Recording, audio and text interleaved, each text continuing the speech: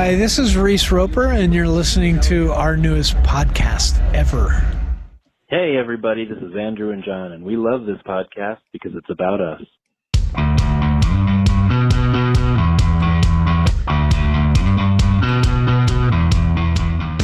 Welcome to Magnified Pod, the second season, our newest podcast ever. And when I go out, I play... What's that? I can't go out? I can't play in the streets? Okay, all right. I'm Andrew. I'm John. And this is our podcast. That was good. That was good stuff. And by good stuff, you mean super fucking sad and really depressing. And This is our new reality. But, you know... But hey, welcome to... No, it's not sad. You know what? I need to make a confession. So we've been having these dude calls with me and my brother, and you have joined on some, and having these Zoom calls. And I've been kind of coming to the realization that as a 4 on the Enneagram, I just always go way you take dark. it to Bummer Town, yeah. I take the express train to Bummer Town way too quickly. You're like, hey, everybody, cram on board this train. We are going to Bummersville. Yeah, last stop. Just kidding. There are no stops. This thing goes on forever. This thing goes on. It doesn't stop until we're all dead. Welcome to our podcast. This is a very special episode. This is a very special episode. Very special guest. Very special guest. I'm just going to repeat everything you say. My kids are playing copy with each other right now. Copy with each other right now. And it makes me want to murder them and you now. Anyway, so far, Bummer. This is cool it on murdering our families in Bummersville. And let's talk about the fact that Leanor Ortega Till is on today's pod. Woo! She is the best, and we have a great conversation. So yeah, let's the darkness that we brought to this intro will be lightened up by her presence and her charm and her stories and her just general demeanor. So yeah, she briefly derails the train from Bummersville to Nicetown for a while, and I feel like I could have met her in Nicetown, but you know. Anyway, anywho, what's going on? Let's John. There are things that are taking us all the way to Bummertown, but let's talk about some things that are bringing us joy right now, because my hashtag Doug, my therapist, he's I'm just going to get that trending. One of the things that we talked about this week that is important for me to remember is about adjusting expectations. Mm-hmm. And while in a normal reality, talking about lowering your expectations in itself sounds like a bummer. Sure. But in this reality, it's kind of what we need for our mental health right now, because I'm not going to wake up in the morning doing a bunch of cartwheels and like shredding guitar about how amazing life is. Sure. I need to take a win when I can get a win. And if it's something that's just neutral, I got to find joy in the neutral. Yeah. So, but there are still things that can bring joy. So what right now is bringing you some joy? Yeah. I mean, mainly music stuff, which makes sense. We talked about heard of music. Yeah, heard of music. The new Suicide Machines record is out. Yes. First time in a long time that they've put one out. It's really, I guess it's really only Jay Navarro who's still from the original lineup. Although the drummer has been there since like the 90s at least. Anyway, but it still sounds like the Suicide Machines. It rules. This record, we both love it. I have really enjoyed hearing that old school Suicide Machines sound, but for this moment, and you reference it in our conversation with Leanor in a bit, but I feel like it's a perfect example of kind of this sound of a band that like shaped me growing up, that came back for this particular moment and had something to say that made me feel better. So they are addressing things that they're angry about, but there's Yeah. a release in that and just a joy in hearing their sound. So that's been bringing me joy. There's also a few apps that I've really been digging. Yeah. One is Moog, the keyboard company, making the dopest synths for decades, released their app, which is normally paid but is free right now, and it's super fun to come up with all kinds of cool synthy sounds on there. It's very easy to use. I highly recommend it if you've had a stressful day of quarantining and need to unwind a bit. John and I are starting our synth pop band very soon. Don't even joke about it because I want to do it. Let's start it, man. You and I both have the musical proclivities and we have the time. Sometimes. And then Korg, kind of the other big synth company, also has an app that normally costs money that right now is free. It's an easy way to make beats and make cool sounds. And then this other one, Voicey, which lets you it does all kinds of effects to your vocals, and they have pre-recorded beats that you add stuff to, and it's super fun for just messing around on for a while. So between all those apps, we could definitely form a synthy group together. 100%. So I want to get back to Voicey, but I feel like the reference point to what we will hear from you stems from so the way I write music is through fits of inspiration. And what have I been inspired by in quarantine, if not drinking beer? Yes. And buying a 30 pack of Hamm's beer. What's Hamm's, you say? You're not from Minnesota and you have not had the crispy, delicious, refreshing taste of a Hamm's? Pretty great. You need to get your shit together because you need to get some Hamm's in your life. So Hamm's is a beer that you can slam.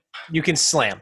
So so basically I was on, speaking of apps that I like, Marco Polo, and I was Marco Poloing with MagPod listener Mickey, and I was talking about the Hamm's I was drinking, and I said I was gonna slam a Hamm's, but I also was like, that sort of sounds weirdly sexual, but in a vague way. Like so.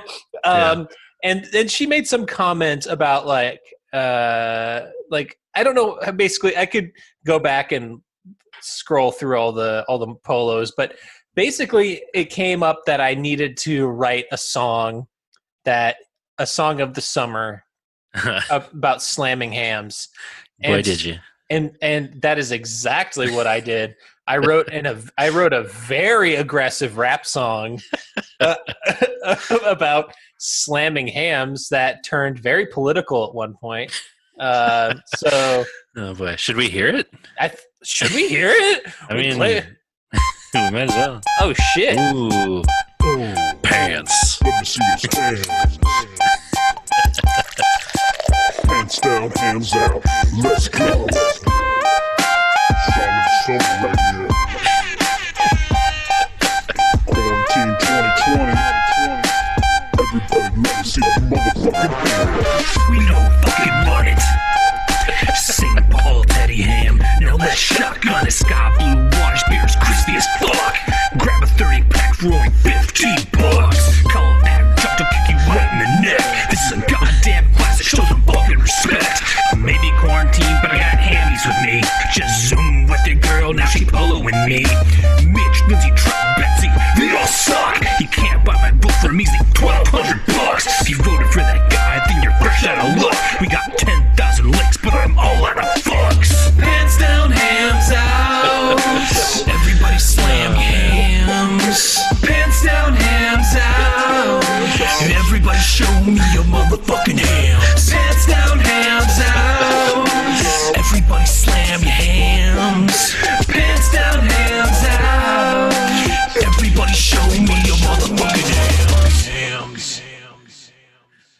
Oh man. That is slam ya hams.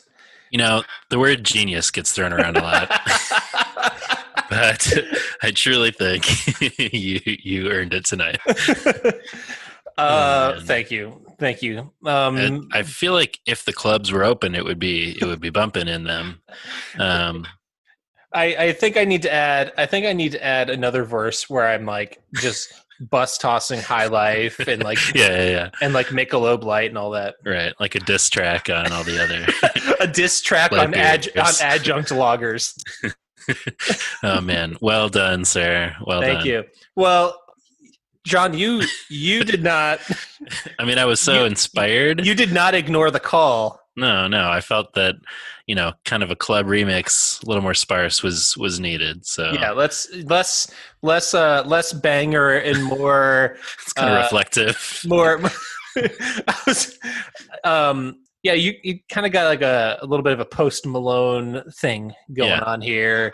I got hams tattooed on my forehead. Yep, after I dropped this one. So yeah.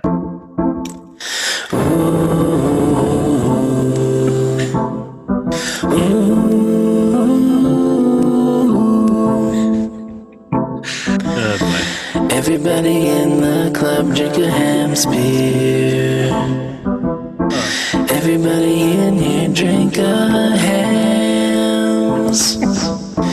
Everyone in the club drink a Hamm's beer. 'Cause that's what we're drinking tonight. Oh, slam a Hamm's if you've got one. I want you to slam a Hamm's with me. That's where the Voicey app cut me off, and I really felt like I was getting to a zone, but that's fine. Yeah, that's right. That's bullshit. Anyway. Yeah, so we got Bon Iver kind of like Sure, yeah. That's like my vibe. later Bon Iver. Yes. Not so much for Emma. Not so much. Yeah, so in conclusion, we're going to send these to Hams and hope for the best. Yeah. I would if Hams wants to sponsor an episode or the it's gotta happen. podcast. We're fully posting these and tagging Hams. I mean, that's happening. So. I don't know what their politics are, but Their Instagram. Well, sure. I mean, their Instagram seems pretty irreverent, though. So I found the parody account. Oh, okay. Not so political over there. Not so political. It seems like for an account that's like just a beer company, they seem rather family friendly. All right. Well, maybe this isn't the way to go, but we could get that parody account to play them probably. So that's they have a picture of a dog sitting and like on cases of hams. Perfect. Yeah. Oh man. So that's what's bringing us joy right now. Yep. Oh, got empty Hams cans? Show us your ham cycling and tag us in posts. Perfect. Hams home bowling. There you go. I mean, I guess they are encouraging people to just hold on to all their empties. Yeah, well, you got a lot of cans if you're buying those 30 packs. So. Well, I just took out all my recycling today. Damn it! Oh man, no more bowling. No more bowling. I guess I'm just gonna have to drink the other 20 beers of theirs that I have left. Oh well. Oh well. Another thing. Well, wait. Did you get to share things that were bringing you joy? Just sort of just that. Okay. I mean, that brought me immense amounts of joy. So I hope it brought you some. Yeah, we have listeners from around the globe. Yes. I am playing Animal Crossing. Hey.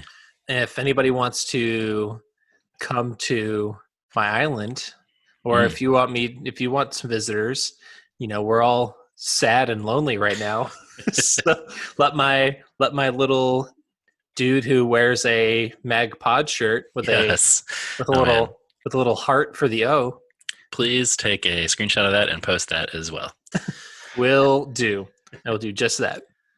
There are a couple of things that we wanted to promote as well. Yes. So we will be talking with Leanor shortly. I know that's why you're all here. If you haven't skipped this already, I assume they're here for the Hamm's parody songs, and then Leanor's a bonus. But yeah, that's obviously. But so Leanor's husband, Stephen Till, has in Denver a print shop called A Small Print Shop. And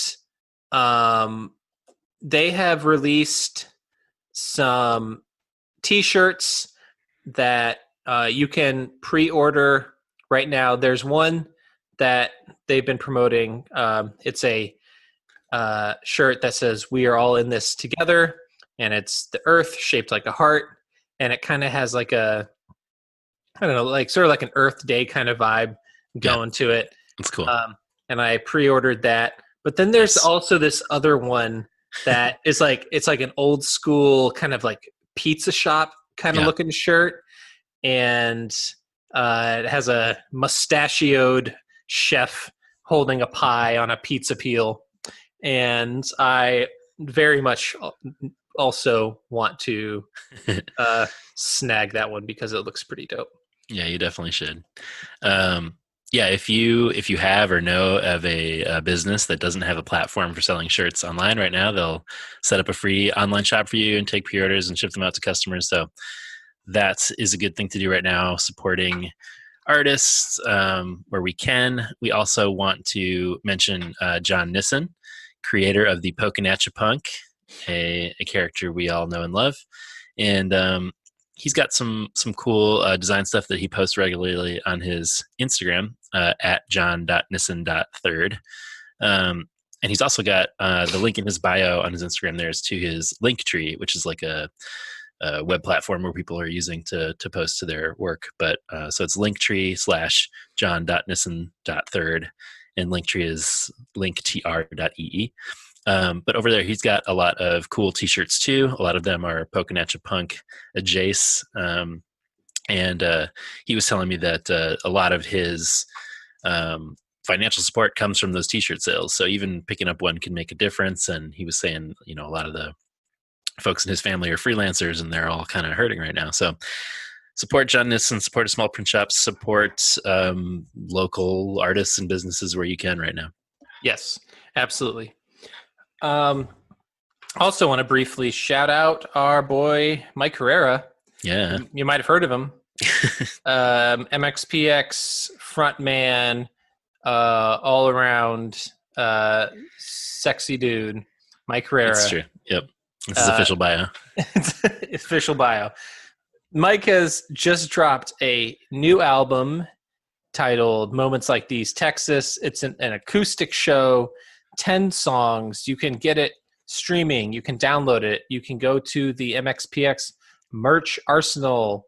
And at the time of recording, there are still some of the vinyl left.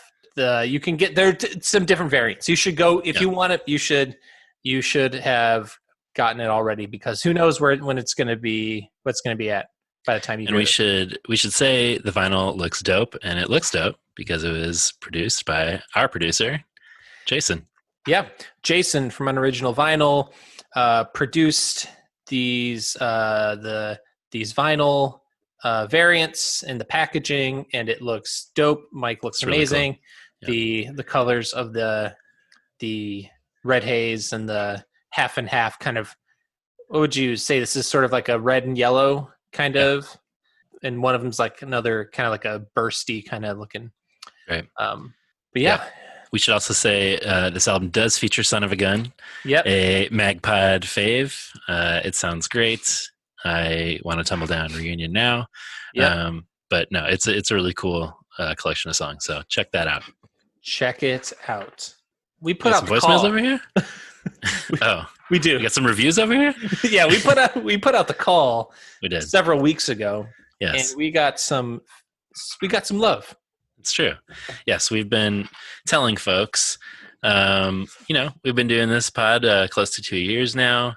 We've got like what I would say works out to about 90% 5-star ratings on Apple Podcasts, and 2 1-star reviews that make the whole thing a 4.5-star reviewed podcast overall. So give me them stars, hit us with those 5 stars, but also hit us with your cool, funny reviews, and we'll read them on the pod. And Riker, our latest Patreon punk, go to patreon.com/magnifiedpod, posted a cool review that we can read now. Do you want to read it? I don't have it open, so I will read it. I read Mickey's last time, so that's true. I'll channel my positive Riker voice for this. There you go. Exactly. All the air horns for Riker. Welcome to MagPod. Welcome to MagPod Nation. What can I say? This podcast is incredible. If you're an MXPX or 5-Iron fan, you need to listen to this. Thank you, Riker. If you have a nice or funny or silly thing to say, drop that review and we will read it on the pod. Yep. Please do that. It's if only for our egos. Yes, stroke them, please. Moving on. All right, yeah, we'll move on. I can't. So we do have some voicemails. But one of the things that I wanted to just quickly call out. So if you might remember, Danny Leary on a previous episode was talking about my Operation Ivy claim that I said I don't know what ska punk would be without him, and right and whatnot. And he was talking about Fishbone and Boss Tones or whatever. Yeah. And something that Jason had said to me, it said to us in a text, that he said Fishbone did not start third wave ska. They started funk punk. Without them, no Chili Peppers or Faith No More, not Boss Tones or Real Big Fish. Interesting. So that's an interesting take, that maybe that it's not an analogous sort of like Fishbone to Less Than Jake, as maybe right. It was Op Ivy to sure. MU330 or whatever. Yeah. But I thought that was another take in the ever evolving drama of my Op Ivy Ivy tattoo. Yeah, well, I never dreamed the hot takes that could come from it, but I'm here for it. I'm interested in this discussion that's unfolding. Yes. Not a round of applause for that one. Wait, I'm sorry. Say that again. I've been interested in the discussion around it. Thank you. Now I feel properly celebrated. So speaking of Jason, we have some more Jason. He has some nostalgia that he's going to share, because you were sharing a little bit of your nostalgia from your college days, summer college days. Yes. Hi, guys. I was listening to your End is Here podcast, part 2. This is Jason in Denver, and I couldn't help but get a little bit sweetly nostalgic about my time at the CSL Plasma bank that I spent a lot of hours in college as one of my 4 jobs that I kept full-time. I call that a job because it really was a lot of endurance tests. I also, in college, worked at a Blockbuster Video. Nice. I had a television show that I was on work stipend or work study to produce, that would interview bands and do sketch comedy, that I directed and produced. So what is that? So Plasma, Blockbuster Video, work study, and then I was an RA and a hall director full-time in the dorms for the entirety of my college career. I didn't have any money, so this was the only way I could scrape together enough to stay in school, apart from student loans. I do remember that was quite a magnificent time. The interesting thing is when I really got serious about doing vinyl collecting, I went back to, in my late 20s, the CSLs and the Biomats of the world, and sort of continued my tenure and my career as a plasma donator, and every week would go twice a week, and that would give me about $80 a week to go buy records with for for basically the cost of my human decency, which isn't really that bad when you think about how great vinyl is. Man. So that's my story. I feel seen. I resonate deeply.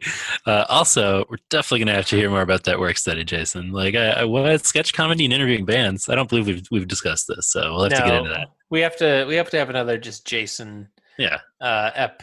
We've talked since very early on when we first interviewed him. We need to get together in person, but now we're all three of us at different states. Just a logistics nightmare. It's weird because there's nothing going on that would make that a necessity either. The fact that we could get together digitally right now. This joke is not good. Let's move on to another voicemail. All right, we have another one from Jason. Hello, this is Jason in Colorado. I wanted to compliment you on your episode about The End Is Here live show. Really enjoyed that one, especially John's vote for the medley as his favorite song on the album. Hey. I think that's fair game. One thing I wanted to note for you fans as a little Easter egg was that during the live show, they actually included another cover song in the middle of their medley called Goodbye to You by the band Scandal from the 80s, Patti Smith.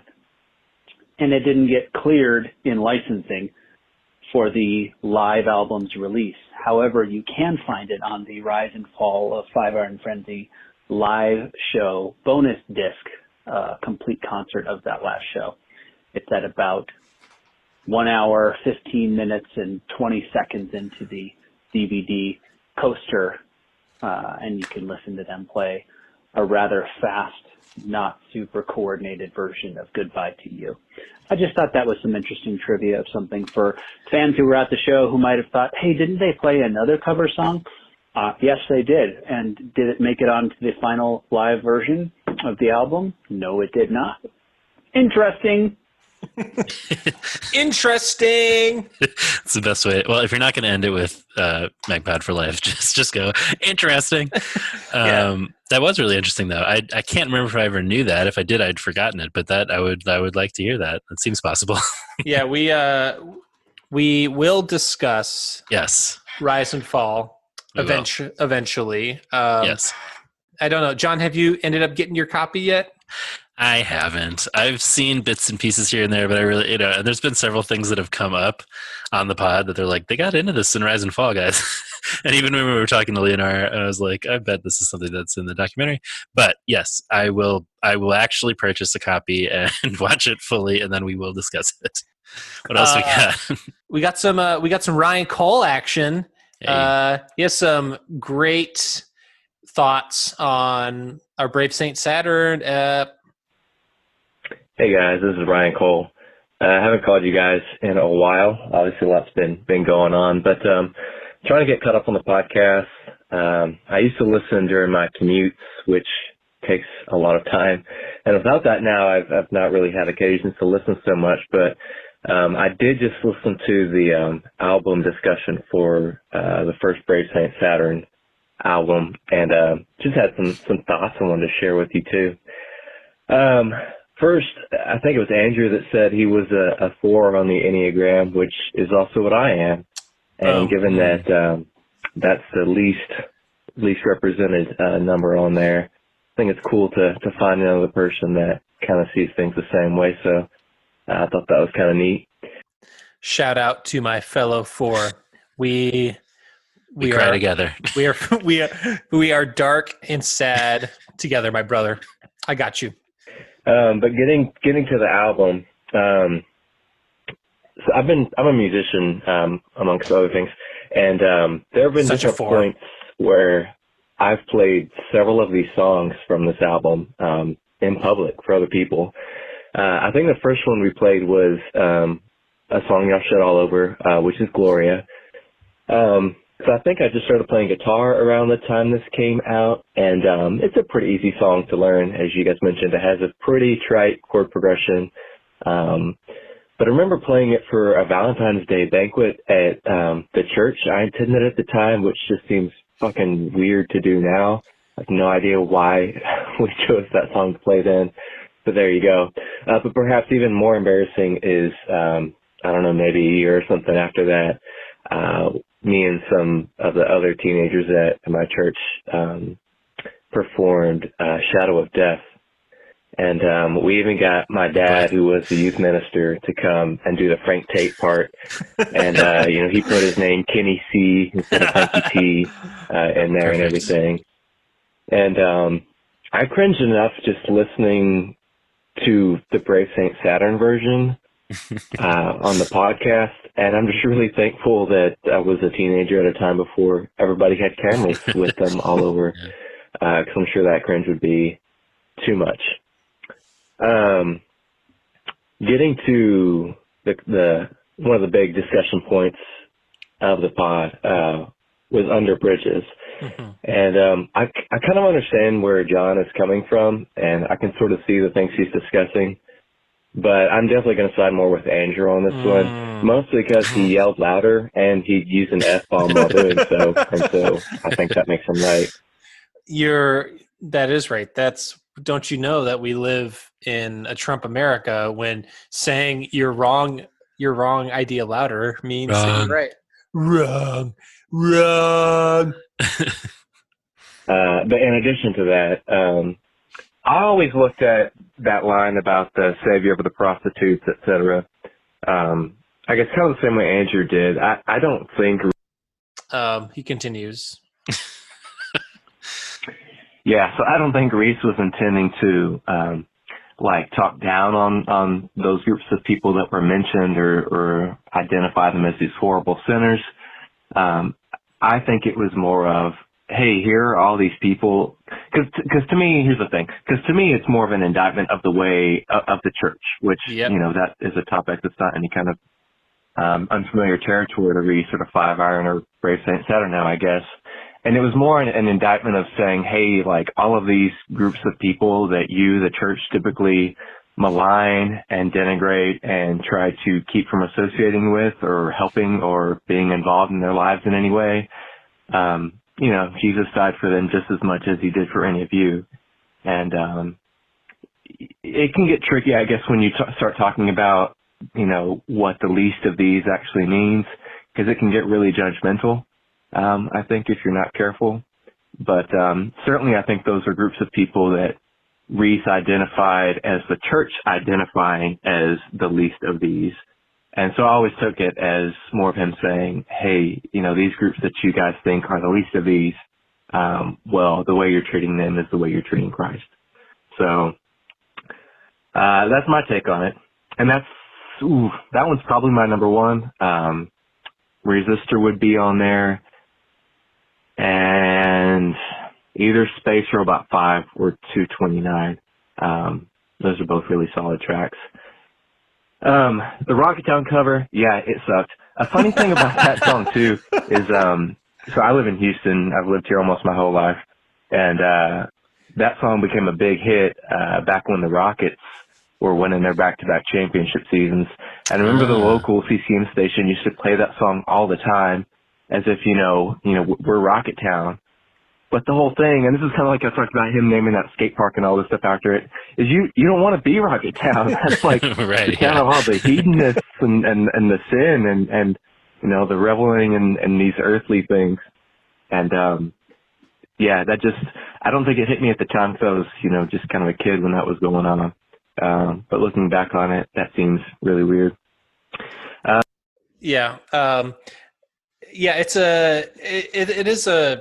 It's a bummer. It's a bummer cover. It's hard to recapture the smittiness. Can never recapture the smittiness. Yeah, but speaking of, we don't have to talk about that. Okay, fine. No, I mean we can. I was just saying it's a bummer. Bummer town. It's bummer town. Yeah. He did say in one of his other voicemails about co-signing that we wanted more accordion. Oh yeah. And also the next Brave St. Saturn record has some versions of the song that edit out the swear words. Because there are on the next Brave Saint Saturn, right. There's like pissed and I think and I think hell. Yeah. And those were sort of edited. Controversy. Yeah. Yeah. But so we have the unedited versions that I can Phew. Yeah. So we as Ryan says in his other voicemail, we don't shy away from controversy. It's true on this pod. No. So we will dive into. I mean, we don't swear on this pod, but we'll just have to make sure to let people know. Right. This is a family pod. This is a family pod. People listen to this with their children. Yep. There's got to be some Danny Stairs. What's up, guys? Your boy Danny Stairs calling. Almost the end of the episode here. Just listening through, I didn't appreciate the way you referred to John choosing the medley as a cheat. It would only be cheat if Andrew did it. When John does it, it's an economical choice. Magpie for life. Okay. First of all, we have to name a couple of things about this Google translation. Yes. Is it the bagpipe for life? Bagpipe for life is wonderful. Yeah. We've made many references to the various ways Google screws up his name because he mumbles. But this one says some dashboard, any stairs calling. So like a little dashboard reference, I think. Yeah. No, I appreciate the sport, and I think he's correct. So yeah. I'm going to have to interpret some of the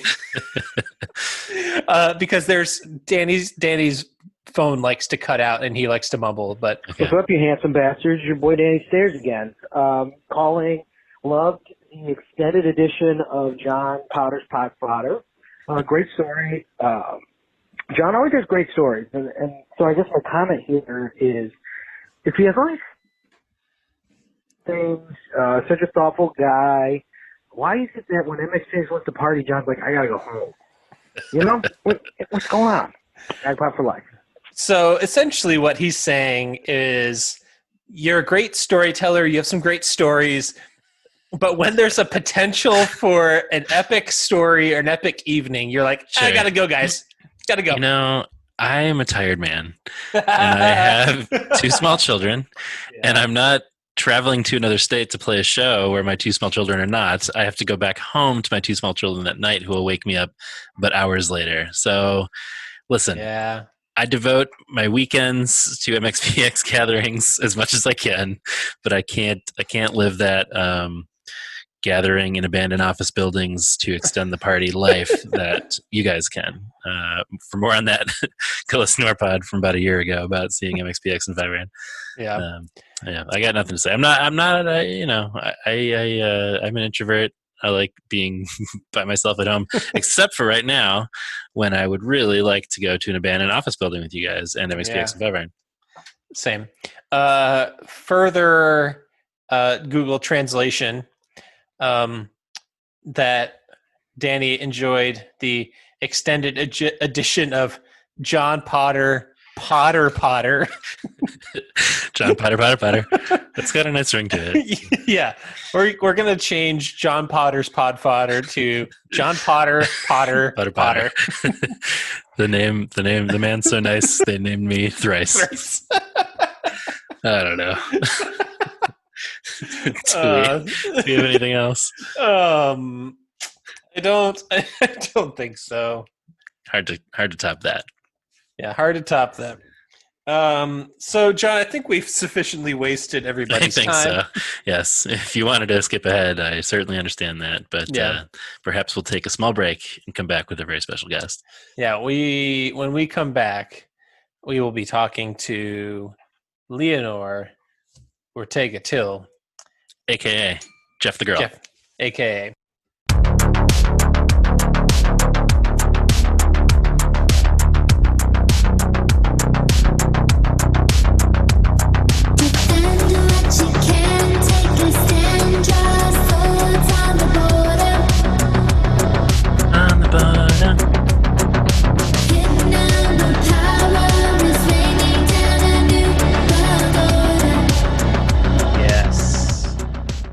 John, today on the podcast, I couldn't be more thrilled. We have Leanor Ortega Till from Five Iron Frenzy, saxophone player, podcaster, all around wonderful person. Leanor, welcome to Magnified Pod. Hi, good to be on here, guys. Hi. So happy to have you. So I want to ask the very first question, which is kind of a loaded question these days, but how are you? Right. I am okay. Today I woke up a little feisty because it is very much like Groundhog's Day, where you do the same day over and over. Mm-hmm. Honestly, being on this podcast gave me a reason to straighten my hair. I actually even put perfume on for you guys, but you can't tell. But I had to wear it for like 3 weeks, so I was like, why not? Yeah, right. Honestly, Same. I can tell. You smell good too. Honestly, I'm okay. Like overall, I am really good. I live in a life of balance that I've worked very hard to get to in the past several years. And so I was telling my husband this yesterday that because we have cultivated a very balanced life, this isn't hitting us as hard as it might have a few years ago. Sure. A few years ago, I would have been a wreck. I was probably drinking a little too much. I was definitely eating way too many nachos. I had a poor diet, wasn't getting outside enough, eating junk food, and also just watching things that weren't good for my spirit, weren't good for my my dip into depression. And so that would have been hard. But the past few years, we've kind of worked on a more holistic life, a more healthy food and drink life, a more balance. And so overall, I think that we're handling it okay. That's great to hear. What about the kids? Like, is this? I'm very curious with people. I don't have kids. A lot of people in my life do, varying ages, and so I'm always curious how people talk about this to kids of different ages and different stages of life, and so I'm just curious how they're handling it. If they're actually, this is the best vacation of their life in some ways because they want time with dad. So the fact my husband owns his own screen printing company, and so he normally would go to work around 9 and then get back at around maybe 6 or 7 or late at night when they're already in bed. And then I usually have one weekend a month where I'm out of town with Five Iron shows. Right. And so having mom and dad together, laughing every day, eating, bacon and real breakfasts, right. Playing board games. We put out our Christmas lights on the back porch and ping pong. We live in a pretty big house with my husband's parents. Okay. And so since they live downstairs, we've been sharing a lot of family meals, which is great because I'm a terrible cook. And so it's been awesome for me because I can do dishes and yard work and not have to worry about cooking. My mother-in-law is a great cook. My daughter likes to bake. It's honestly, it feels like Little House on the Prairie. I don't know if other families feel like this, like where they are doing online school, but they are so loved and they're so nurtured. And we have a dog and some axolotls and a garden space and a trampoline. I honestly, if I was a kid, I would love it. Yeah, I feel like I vacillate. I've got a 3-year-old and a 5-year-old, and like some days I'm like, this is the most special family time we've ever had, and then an hour later I'm like, I'm losing my mind. So I definitely vacillate, but I can relate to it feeling like also like a pretty special moment sometimes. So I also want to say a shout out to Fortnite because my son's in sport, and he doesn't have a lot of friends, but because of Fortnite and because of being able to play the game in real time, listening to his friends, he's actually grown socially in this time. That's fascinating. cool. Weird, because my daughter, who's the extrovert, is not getting any much. She's using Marco Polo to kind of talk in with her friends, and she's making too many YouTube videos. She's probably an expert on it. Today, she recorded herself doing the dishes. How recommends you do that? I mean, I would watch. Yeah. Marco Polo has been kind of a lifesaver. I've had it on my phone for a while, and only in these past few weeks have I been like, oh, right. Seeing faces. I remember what that was like. And so that has been pretty critical for me as somebody who's very extroverted, and love languages are touch and time spent. And some of those I cannot have. So being able to see somebody is like Like I can't not see emotive faces for the next 2 months.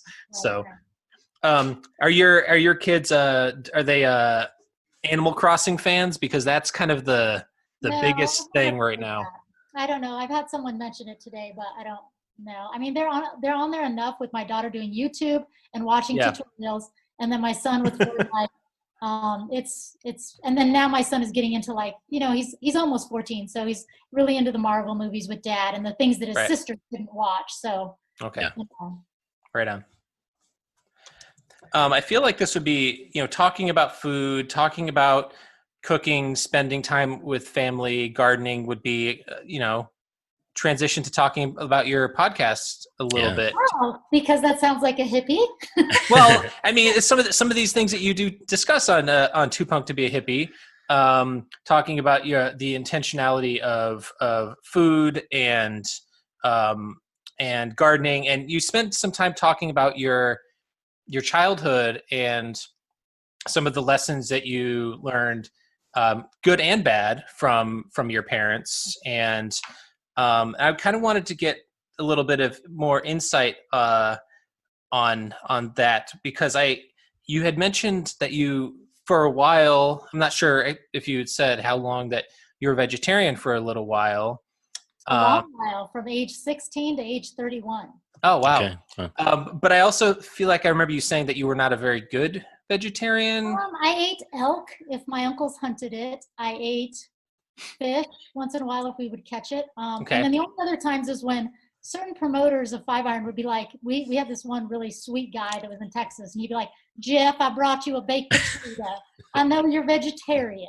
And I'd look at it and it'd have like bacon on it. Right. Yeah. Veg burgers cooked in meat.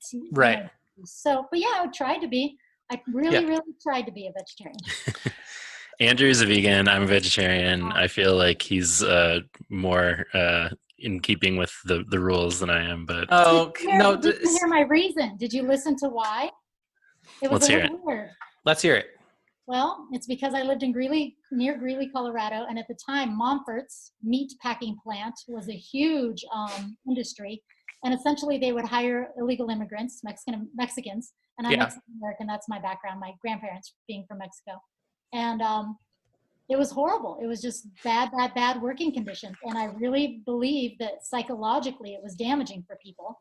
Yeah. And then when they would try to unionize or get paid well or get safety clauses put on for their jobs, they would all get fired and start over, open the plant in a few more months. And so it was kind of it started as a political protest. Wow. It wasn't ever that I didn't like meat. It was never that I didn't like the taste or anything. So it was a little and then I just kind of stuck with it because I became really legalistic and wanted to see if I could do it. Sure. So what ultimately, sorry, you probably talked about this on the pod, but what ultimately changed you back to non-veggie life? Yeah, my second pregnancy. My first pregnancy, I did vegetarian, and my second one, I was watching a commercial and it was like a meaty pizza. I was like, yeah, that's it, dude. I'm done. Dunzo. Honestly, it had been hard my first couple years of marriage, trying to cook meat when I didn't eat it. Right. Yeah. Right. That was a little bit of a schism, right? But when you guys stick with it, what are your reasons for doing it? I think it's a bunch of them. I mean, political is definitely, I never disliked the taste of meat either. I think it was kind of, actually the reason we usually say it is that our dog is a French bulldog and she looks like a pig. And so we just started being like, we saw like a documentary about like farming life and there were pigs and we were like, that literally looks like our dog. So like, why do we eat the pigs but not the dogs? So that was kind of the beginning of it for us, but I'm sure Andrew could speak to it more eloquently. Well, yeah. And this is something we've talked kind of at length on the pod, like that basically for me is I don't differentiate between John's dog, my cat, and a cow and a pig and a chicken. I one of my main ethics in life is to cause the least amount of suffering in the world as I can, and to me that extends to as many living things as I can. Yeah, that's really cool. So I love animals. I just love animals so much, and I deeply respect them, and I have an emotional connection with them, and so I have a hard time making that that just disconnect where I'm like, oh, cool. I'm going to go cuddle with my cat and then eat something that, I also wouldn't mind cuddling, so. Right. Yeah. But well, yeah. It was always interesting because Keith in the band was also a vegetarian, and then the other guys were not. And so it was a little bit of a challenge touring, especially back in the day, and trying, because back in the day, the only place you could find good food would be like Flying J. Did you ever hear of Flying J? It's like a gas station. Yeah, sure. They would have peanut butter and jelly and maybe hummus. But, oftentimes it was, going to a burger joint and just asking for no meat, no patty on your hamburger. Yeah. But it was dicey back in the day. There really weren't many, we would love when we'd go to like Austin or San Francisco because we're like, we are going to eat good. Yeah. There's cities where it's like amazing. Yeah. I didn't realize that was why Reese goes after Keith in Stinky Hippie. Right? Is that the song where he kind of goes after him? That's probably the only reason, because there wasn't anything else about Keith. And I honestly want to say, and maybe I'm going out on a limb here, but I want to say he's probably still a vegetarian. Okay. He probably still is. Interesting. You ready to do a hard left turn into a different topic, Andrew? Yeah, I'm. That's our wheelhouse. Hard left turn. I want to say one thing real quick, that it is really hard to be a hippie in this season. I mean, it's hard and it's good, and I'm going to talk about it on my podcast. But it's been really hard because I don't have access to the things that would make me a really good hippie right now. Like I need seeds, and I only have a few seeds, and I'm trying hard on purpose socially, and by socially I mean to be a good person in society by not buying anything. Nothing's coming out, nothing at all. So nothing out, nothing in. We're trying to just sit still and do nothing. So I found some seeds, and we'll see what happens. But normally I would really be starting my garden, and I'm going to be screwed because in Denver, well, probably I'll be screwed as far as growing a garden because you won't have much of a growing season. But I'm really doing good on my compost, so that will be fine. Nice. At least you got that. I mean, go ahead. No, sorry. I before we got off, if we were going to talk about something other than Too Punk to Be a Hippie, there was something that you mentioned in your last episode.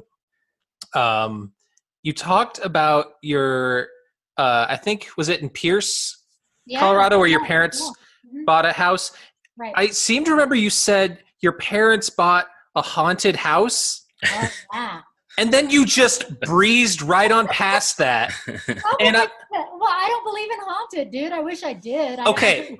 Well, this is the thing, because our last episode, John talked about his a sort of pseudo paranormal experience he had, and so I wanted to just hear a little bit about, like, what is it that made this place haunted? Was it sort of like a legend in the area, or what was it? Was it just the aesthetic? Yeah. No, a few things. So one, so I guess I would say, well, whether or not I believe in haunted, there was an aesthetic. It's a huge old stone house that was built in 1907 by Colonel Priddy, Priddy. Okay. And he had built this house. And it was huge. So it was Victorian style. It had chandeliers. It had beautiful wood, beautiful carpets. It was gorgeous. It was on this beautiful piece of land. And when we were messing around years later, we were digging around in the basement, and we found some secret rooms that had been cinder blocked up, right? Nope. And guess what we found in it? A mattress, dude. We found yes. And my Mexican Uncle Turi was like, no. Same thing. He's crawling in there. We're like, oh, hell no. Nope. Because before we bought the house, it had been vacant for a long time. It had, do you know what brick bugs are? They're black, but they have like a red line going through them. They could be called elder bugs or something. Yeah, elder bugs, right. It was an infestation of bugs, like thousands in every room as we went through it. And no one had lived in it in a long time. And yeah, I'm serious. We found secret rooms with mattresses in them. And that kind of freaks you out, right? Yeah, that's not good. Yes. No, it's not what you want. It's definitely not what you want. So, but you stayed in that house for a while then, I'm assuming? Oh, my whole life. Like I lived there from 5 till, I moved out before my parents did, put it that way. So yeah, wow. I moved out to join 5 Iron, essentially. Yeah. When I was 18. But to be honest, like as far as haunted, I never got a bad vibe. And honestly, like if I had the money now, I would buy that house now. Fascinating. It's beautiful. It's gorgeous. It has a lot of land on it. And there's something about living out there, and the view of the mountains you can see is always gorgeous. That's cool. Beautiful. John, sorry, I feel like I'm monopolizing here. So No, I was like trying to find ways to link ethical eating and haunted experiences into like 5-iron proper, and it just wasn't coming to my brain. Timely death of Brad. There you go. Brad is texting me right now. Oh man! I'm going to tell you guys that I'm going to tell you something funny. So I love today. Me and Brad had a little. I miss you too. I mean, we were in 5-iron starting at 18, and we're, I'm 43. He'll be 40. Well, yeah, he just turned 43 also. But just to say something interesting about our band, we have a running text going at all times. That's awesome. We love you. We miss you. We need to see you. How are you? Stupid joke. We have this one game called You Work At. You Work At is wherever you work. So I work at a Hofer Hair. Okay. I'm pretty sure that Brad works at Maurice the Pants Man. Okay. Someone works at Avon Books and Booty, although that might be me. And someone works at Fuck's Religious Goods. But I can't remember who it is. That might be Dennis. I think Keith works at Bag Bearings. And I think someone in the band works at Home of the Gay Warrior Dancer, but I can't remember where. But it has to be like a real place you see, right? Okay. Work there. That's amazing. I would love to do a special episode just about your text threads eventually. But no, I was just going to say kind of where we are in the life of our podcast right now is, so we just got done with The End Is Here. And so we're kind of in that, we're in our feels about the band version 1.0 ending without, at the time, obviously knowing that there was going to be a 2.0. So we just kind of wanted to hear a little bit about kind of what your feelings were around the last show, around what you thought was coming next. I know Scum was kind of happening concurrently, but if you could just kind of talk about that transition into you guys having jobs and kind of making the church a more central part of what you were doing. I'm trying to remember the phrase that Masaki used when he was on your last podcast. He said something about when he was watching us on stage for the last show, he was seeing, I think he said something like, it wasn't the destruction of our identity, but maybe it was about basically it was like our identity falling apart, like changing, right visually. And I think you do see that when you watch the video, is that me just almost collapsing into the best moment / worst moment of my life, right? Like who am I without 5-iron? Right. One thing I knew for sure, just being myself and my strong personality, is I felt very strongly that no guy would ever marry me when I was in that band. And so for 5-iron to break up was kind of a curse and a blessing, because I did want to get married someday. And I did want to try a different career. And I did want to have babies someday. So after 5-iron broke up and after that last show, I had been dating Steven for about maybe a year. I don't know how long, about a year. So 2 months after the last show, he proposed to me. And then 6 months later, we got married. Wow. So that was part of my life that was unfolding then, and I knew was happening, and I was excited about. I think the last show, it was so surreal. We were physically exhausted. We were shaking. And I want to say, honestly, Saki said it too, but it was probably one of the most amazing shows, quote unquote, in the pocket, tight wise, we ever played. Yeah. We used to call it in the pocket, when you're all, right. Yeah. And so there were times in that show, like especially like when you're playing New Hope and like the horn line is ba ba ba ba ba ba ba ba ba, we're playing it, and he's like really revving. This is before click track, so you're trying to keep up. Right. And I would say there were times in that show where my fingers were doing something that my body probably wasn't capable of doing. Like one of those experiences. Yep. You're full on. You're going by muscle memory 100%, but you're able to lock in with every set of eyes that you're seeing. That night, which was weird, was that so many people had flown in from all around the country that we had already seen. So that was weird, because it was like, oh hey you, oh hey you, oh hey you, you okay? Right. Oh my gosh, you're here. And then you have your family members, and my Mexican American family is not quiet. They were on the other side screaming at me the whole time as if it's appropriate for me to turn, but it's not, Right. Yeah, I'm glad you're able to dedicate when I go out to them. Right. Oh, and then The Rock undid my pants that night. I think that was that night. Maybe that was a different show. No, I think that was that night. Did your parents come to many shows? There's a long story with that. And I kind of want to say something right now. I just want to interrupt and say that I have been howling at the moon for the past 3 days, but this is a little bit more fun, so I might skip that tonight. Okay. Sure. Yeah. But my dad, the first time he came to a 5-iron show was 1996 at a vineyard in Fort Collins. You know, like the cool youth group room, right? Mm-hmm. And I saw him watch like 2 songs, and then he walked out. And later he said to me, that's not Christian music. That doesn't honor God. I can't understand the words. What was that? Right? And so, yeah, and my heart was broken because for me, I had been daddy's girl. And I had grown up. We had in Pierce, Colorado, in this little haunted house I grew up in, we had a music room. We had trumpets. We had saxophones, piano, all these percussive instruments. We had a record player. My dad would jam Motown music. And we would even choreograph dances. Adorable. And, my dad would he'd get high or he'd get drunk, and we would just talk about Vietnam. And I was like 8, you know? Right.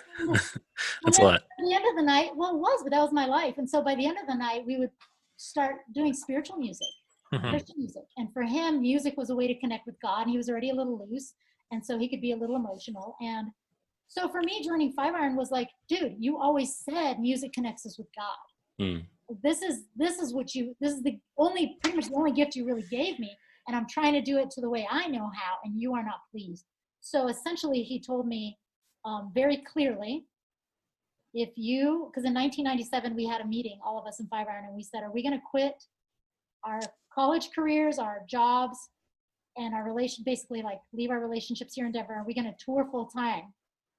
Are we going to do that? Are we going to take this leap? And we all said yes. So I told my dad, and he said, if you do that, if you leave Colorado Christian University to tour with, 7 single men,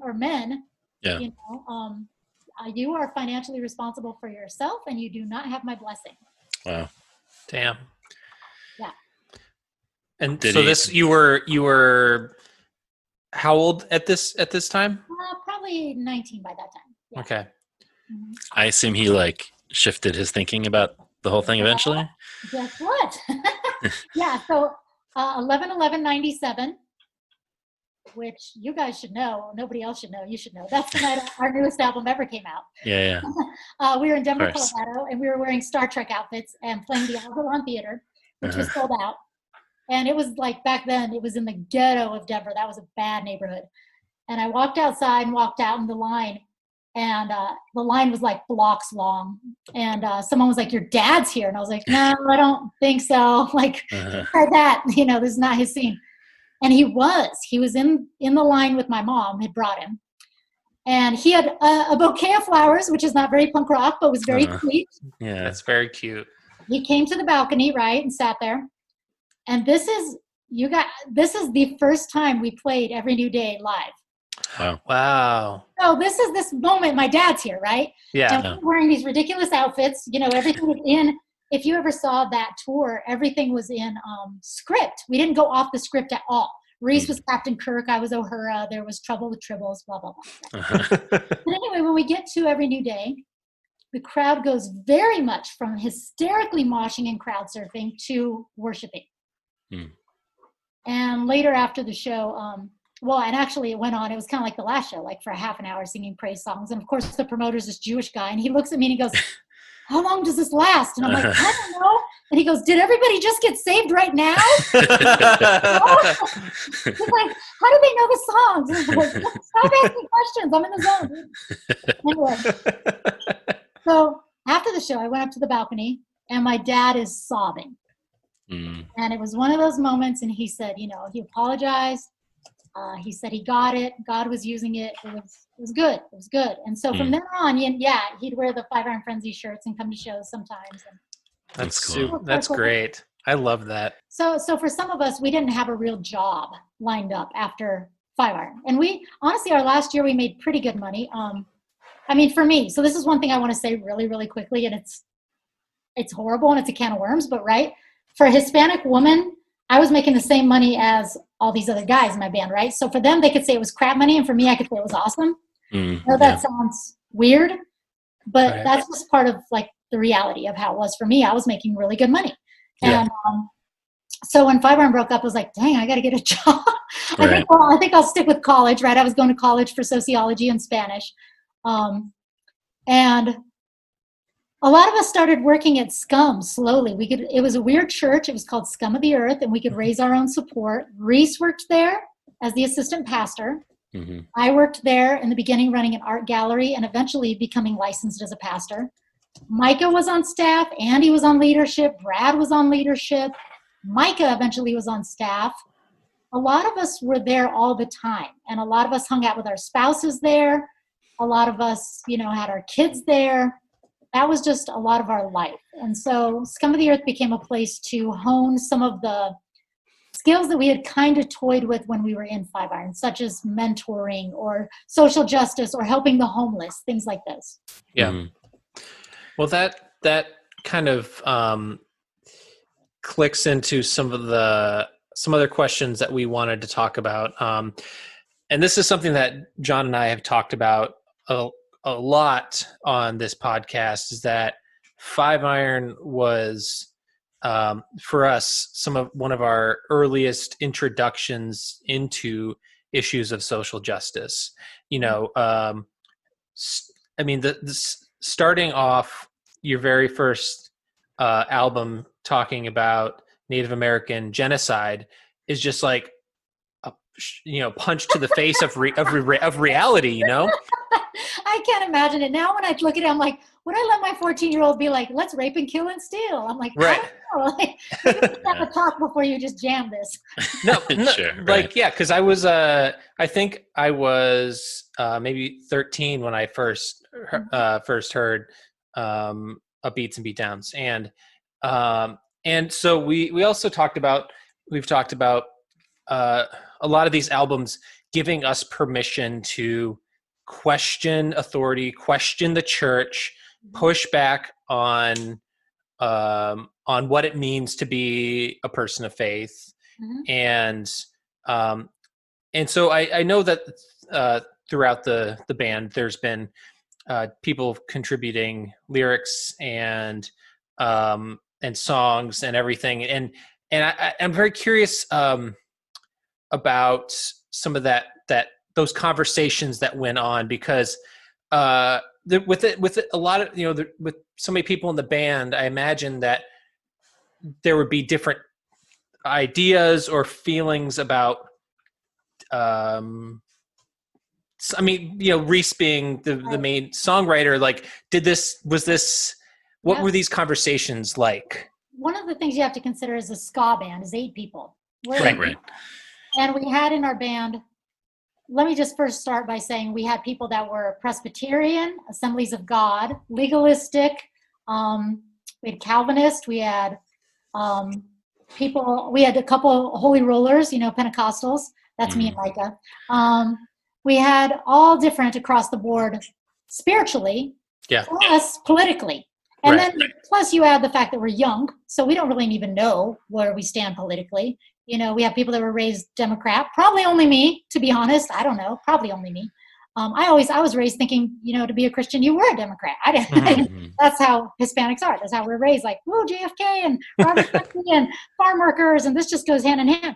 Right. So, and then we had people that thought, oh no, Christian's Republican, or like, and then we had some socialist leanings, and definitely libertarian leanings, big time. And then we just had some people that could care less about, social issues and stuff. So when you're adding all of that stuff together, you kind of,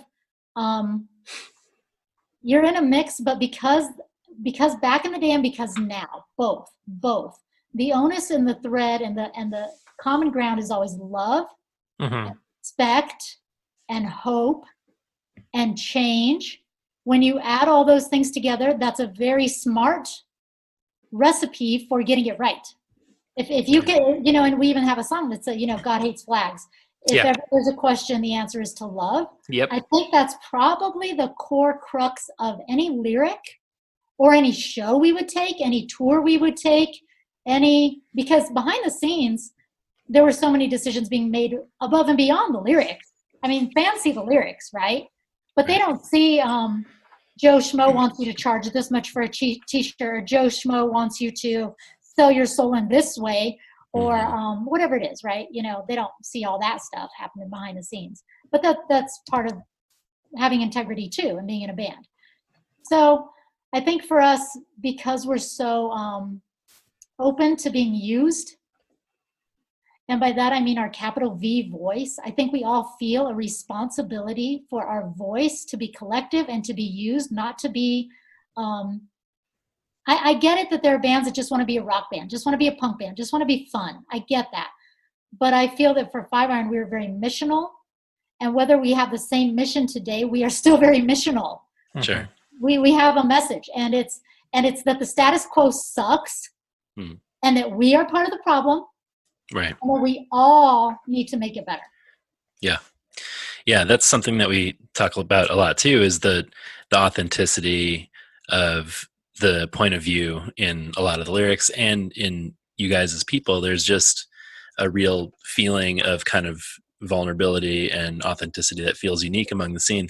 Especially, we were saying, you know, as kids who were in the punk world, but also listening to CCM and Christian stuff, like that felt unique in both of those scenes, that like the pointing the finger at yourself was not a part of much of either of those worlds. So I think when we were motivated by some of the, you know, like fighting against the system aspects of the punk scene, we also, I think both of us really resonated with the idea that like, but it's not so much only pointing outward, it's also like, how are we contributing to that? And I think that's something that we've always kind of taken from the band. Yeah, I think so. I think that it's interesting. In the beginning, we didn't have meetings where we sat down and talked about lyrics. It was kind of like fast, kind of like Saki talked. It was fast. And sometimes half of us would be back in town and Reef would be left to finish up the lyrics. Sure. I will say that I was pleased and stoked to be able to write some of the lyrics for Five Iron. Yeah. And one of the things, I don't think Saki talked about this, but what would happen is Reese would not have an idea for a song, or he'd have too much on his plate, or who knows what, but he'd be like, here's one for you. Is how it would work. It's like, I didn't get the top of the pick, right? It'd be like, this is what's left that I can't do anymore. And I'd be like, yeah, give me what you got, dude. I'll take anything, any scrap, right? Whatever. And I would record them singing my voice over, and Saki would make sure Reese would sing it like I did. So like even all that is good, when it's like opinion shifted, you know, it's like it's almost feminine. It's almost sing-song, right? Yeah. But Reese had to do it because I wrote it that way, and Saki, you know, is a cool guy. And so he made sure it went the way I wanted it, which was cool. Yeah. Yeah, I mean, that's something we've talked about too, is the songs of yours on their records, like there's kind of a uniquely vulnerable and honest point of view in your songs as well. So is that, you know, you were kind of given the music and you made the lyrics to fit the songs, right? Is that how it generally? I think so. I didn't set out to write a song about my brother passing away. Right. But it was in my psyche. It was in my whole life. Everything was revolving around that, right? And I think that the guys prodded me to do that in a loving way, kind of as a closure and as a tribute. So when they suggested it, I was cool with it because I had poetry around it. But it's different to take. Scott is so fun to talk. He loves philosophy, right? And the difference between a lyric and a poem and a lyric. Do we write the music around the lyrics? Do we write the lyric first? And then, you know, oh, it's got to be this way. Maybe let's try this way. So for me, it was always hard because I love, like, my favorite band is Bad Religion. And I love how cryptic their lyrics are, right? What the heck is he talking about? But I can sing it with my whole heart. Right. And I wanted to do that because Reese's lyrics are very literal. You know, that's the image. That's what he's telling you. This is the story of what happened when I was Sucker Punch. I didn't want to do that. So like something like All That Is Good, Do All Streams Lead to One Sea, you can easily tell that I'd been listening to Bad Religion with All That Is Good. It's like, what is this? Like, it's more questions than answers. Yeah. Well, that's why it's great. I like it. Yeah, I like it. So Car was a little bit harder.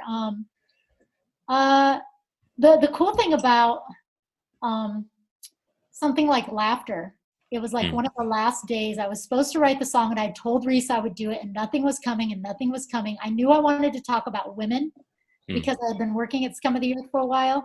And the thing I kept seeing was very angry women who were kind of like, just kind of left by the wayside. And I was like, yeah, you don't need a man, but you can tell someone they don't need a man. And that doesn't mean that that's what they've been hearing from society their whole life, right? Or just feeling overlooked, like, society doesn't value you until you have a partner. Right. And so I wanted to write a song for those single women that, you are enough. Don't lose hope. And so I couldn't get it. And I was asleep on the couch at Saki's house, which everybody always is, right? He said, I don't play Halo. True. I'm just, kind of irritated trying to sleep with earplugs. Sure. And I got up in the middle of the night. I found a piece of paper in the trash and a pen, and I wrote something down, and I went to sleep. And when I woke up and looked at it, it was something like laughter. That's cool. And I don't remember writing it. It's one of those things where, I'm serious. I know people. That's the kind of haunted I believe in, right? Sure. Like, serious. It was like, oh, thank you, God, because I didn't know what I was going to say, and this is way better. So those kind of things would happen once in a while. Yeah, that's really cool. So during this, I want to fast forward from that to this time after the band broke up, and you have spouses and jobs, and things are kind of moving on. And I talked with our friend Jason Simon. Shout out to our shadow producer Jason. We love this guy. And he was telling me the story that I want you to elaborate on, about how you may have unintentionally gotten Five Iron to reunite. I didn't need to. I have a very big mouth. I don't have the ability to think of something before I say it. Like, I can't even do it in a podcast. It doesn't happen. There's no point in outline because it won't happen. It's and I'm like, oh, that must be what I believe. I said it. So anyway, I was at Cornerstone. I had gone to Cornerstone the last several years, well after Five Iron, because they had kind of given me a job, which was to VJ and interview the musicians. So I'd get to interview Me Without You, just tons of bands, right? It was super fun. And yeah, I was camping, so that sucked. Anyway, Cornerstone sucking is also a theme of our podcast. Way too old for that. At that point. I'm way too spoiled for that. It just had the girl room that any girl could stay with. I'd have like up to 7 women with me, right? Yeah. Only like, what I remember about Cornerstone, this is the conversation we have with just about everybody, is that it's oppressively hot at all. Like, doesn't, like, I would try and like stay in the merch tent and like just get out of the sun for like a minute because it was just so dusty and hot and miserable. I know. And sticky and dusty. It is. Good combo. But great, anyway, great memories. I was talking to some guy that recognized me, probably one person. I don't know, maybe a handful, right? Yeah. Because it had been a long time. I think we were broken up maybe 9 years. So at this point, it was probably like 7 years we've been broken up. Anyway, someone recognized me and he goes, "Do you think you'll ever get back together?" And in my gut and in my heart, no. In my mind, I don't even know. In my mind, I would have said no, we never will, in my mind, because of the different ideological thoughts and beliefs of different people in the band. But in my heart, I was thinking, I wish, don't even say that. Oh my gosh, like, let's not even pretend. So I don't know if he read through my psyche more than the words I said, but I said, I think I literally said, I don't know, but it would be amazing. Something like that, right? It would be amazing. When I got back from Cornerstone, which is a 15-hour drive, my cell phone, which had been out of range, had gone off. This is before you had email on your phone. So my email was, and every single person was like, "What did you say? Oh my gosh, what did you do?" And I hadn't talked to, most of the band members in a long time. And I'm like, what? And they pull it up online because I'm not savvy. Oh, and this guy had written an article. Jeff the Girl confirms 5 Iron Frenzy at Cornerstone next year. No. What an asshole. What an asshole. So Right? Dude, this guy, if he's hearing this, he's kind of made up, but I went off on him. First of all, I think I wrote like a thing saying why a question is not an interview or something like that. And then I just take it down right now. And at first he was like, "No, that's my impression." And I was like, "No, but you're wrong." Weird. He was a little combative. But anyway, so we had like all of us. Like, no, it's not super disrespectful. Oh, it was awkward. But then we had a birthday party for Micah in my backyard at the time. Yeah. Micah and Trisha came. Scott was there with his family. Dennis happened to be in town from New Jersey with his family. I don't think Brad was there. I think that might have been it. But anyway, at one point, Scott says, which I haven't seen him in years, right? I hadn't even talked to him. With him. And he says, well, I've been writing some songs and I would love to hear you guys on them. Cool. And Micah's faces were like, do not joke about, like, not funny. And Scott is never really being funny. Not being funny. So he was like, I have some songs. He says it in a different way. Like, oh, really? Serious? Well, the next thing I remember, and I don't know the order of all this, but we had a meeting on the phone where all of us are on there, and here's Reese's voice in the back. I don't know, guys. Maybe we should think about this. Yeah. And that's where it kind of all started. That's cool. Did it take some convincing of some folks more than others? Was everybody just kind of like, let's do it? We all ended up in Denver, and we decided to start by talking, and we all sat in a circle. And we all said where we were on a spiritual spectrum. And that felt like the first conversation. Because like I said, we'd always been missional. And so it was a can of worms, and it's like, why not just face it, right? Why not? And it was probably something I wanted to do, to be honest, because a lot of other people are like, they don't want to have a meeting because it's awkward and you respect people. So let's just pretend we don't want to talk about anything deep, right? I hate that. I can't do it. So I'm very confrontational. And so I was like, no, we're going to talk about it. Let's talk about it. And what the interesting thing that had happened is those of us that were still on the spectrum, considering ourselves as Christians, had gotten stronger into it and more convinced and more enmeshed. And then two people, Andy and Scott, were not deciding they weren't Christians. And then we just had to talk, well, what could this be? Do we respect each other? Do we love each other? Do we want to do it anyway? Yeah. And through a lot of talk, and it may have been, a couple hours, we all just said, yeah, we would want to do this. It's valid anyway. Yeah. Did that approach feel different from how you were deciding together to be missional the first time around? Like, did it feel like a similar vibe, just a different circumstances for folks? Or was it like a new sort of mission that you guys felt you had this time? I don't think we've ever used the word mission since we've gotten back together. Sure. I think that if you were to say, well, to give you a bit of a clue to it, about 2 years ago, we were in a hotel room after playing a show in Florida, and things had gotten a little dicey. We weren't all getting along. It's hard. It's really hard. We weren't making much money. It's a lot of work to fly out.